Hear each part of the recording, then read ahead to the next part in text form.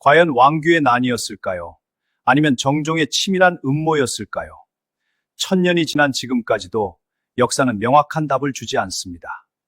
지금 바로 제가 정성껏 준비한 영상을 함께 보시면서 오늘의 궁금증을 시원하게 해소해 보시기 바랍니다. 저는 이은이었습니다.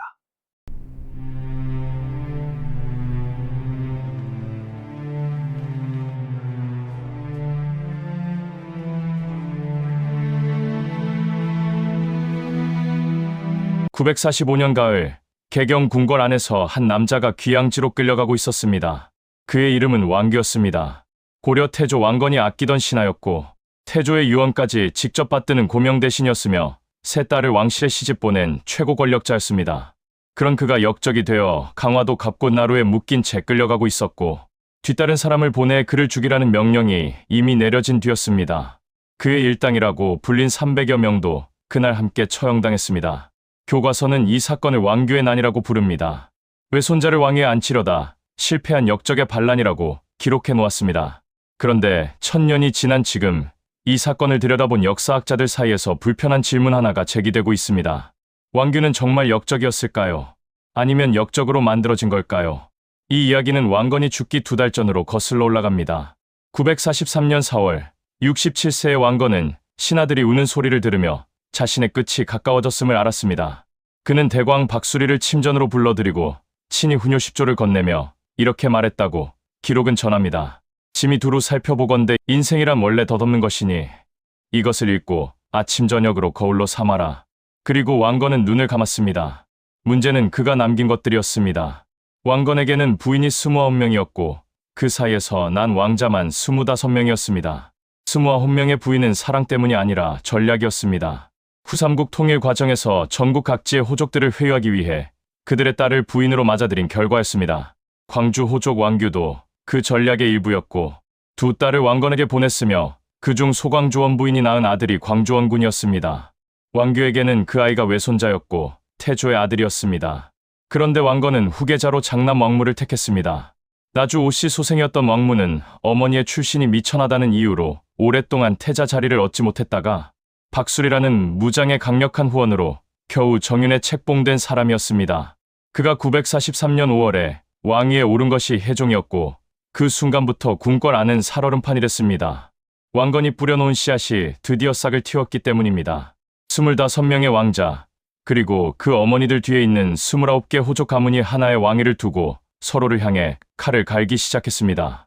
해종 즉위 직후 왕규가 해종에게 찾아와 이렇게 말했습니다. 전하, 이복 동생 요와 소가 딴 마음을 품고 있사옵니다. 요는 훗날 정종이 되는 왕유였고 소는 훗날 광종이 되는 왕소였습니다.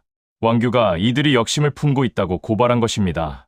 그런데 해종은 왕규의 말을 거짓으로 판단했습니다.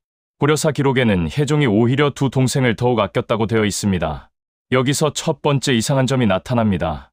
왕규는 해종의 후원 세력이었습니다. 해종에게 딸을 시집 보낸 장인이기도 했습니다. 그런 왕규가 왕을 암살하려 했다는 것이 고려사의 기록인데 도대체 해종을 죽이면 왕규에게 무슨 이득이 있었을까요? 해종이 살아있어야 자신의 외손자 광주원군의 왕위 계승 가능성이 높아지는 것이었는데 해종을 없앤다는 것은 자기 발등을 찍는 행위였습니다. 그런데 고려사는 왕규가 실제로 해종을 죽이려 시도했다고 기록합니다. 수십 명의 군사를 광주원 부인이 거처하는 곳에 숨겨두었다가 해종의 침전을 습격하려 했지만 실패했다는 것입니다. 그 뒤로 해종은 주변에 항상 갑사들을 수행시켰고 두려움과 의심 속에 병석에 눕기 시작했습니다.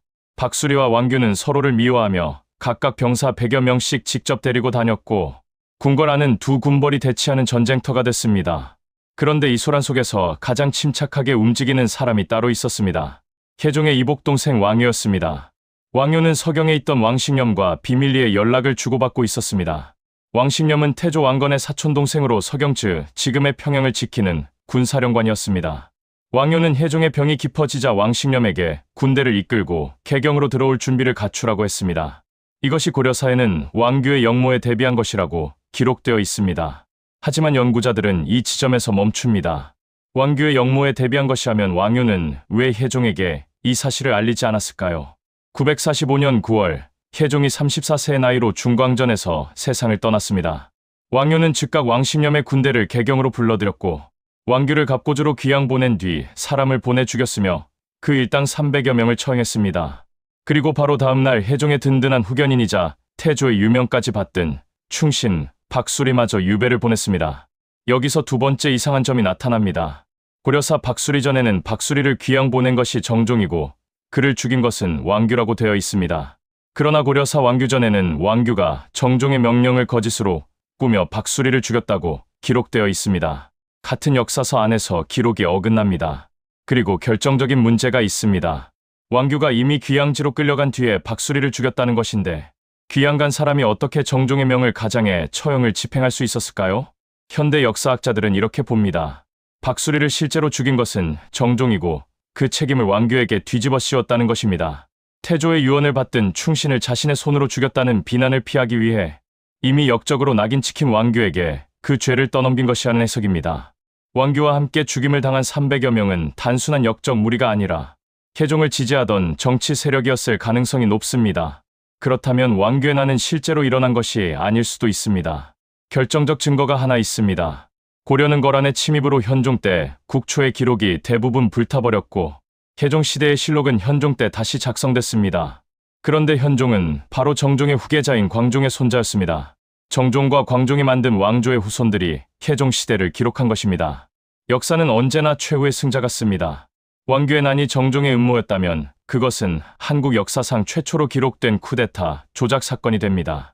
정종은 즉위 후 서경 천도를 강행하려다 민심을 잃고 흔들렸고 4년 뒤인 949년 동생 왕소에게 왕위를 넘기고 사망했습니다. 왕신념이 죽은 바로 그 해였습니다.